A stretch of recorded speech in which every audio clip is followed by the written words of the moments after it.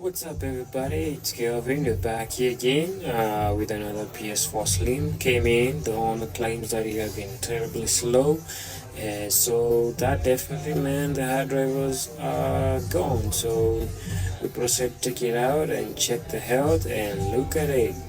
The hard drive is like totally dead, so just 0% health. We are going to be replacing that, and before we do that, the owner said his analog sticks were drifting, so we proceeded to get him brand new analog sticks, and we replaced them.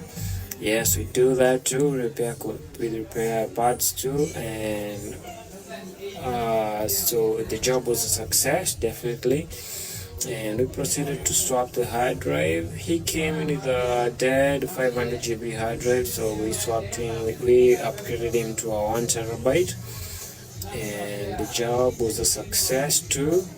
And after that, we proceeded to update the firmware, and a few moments later, he was ready to go. In like an hour, the job was done. There it is. He's now ready to log in and download his new games once again. See ya.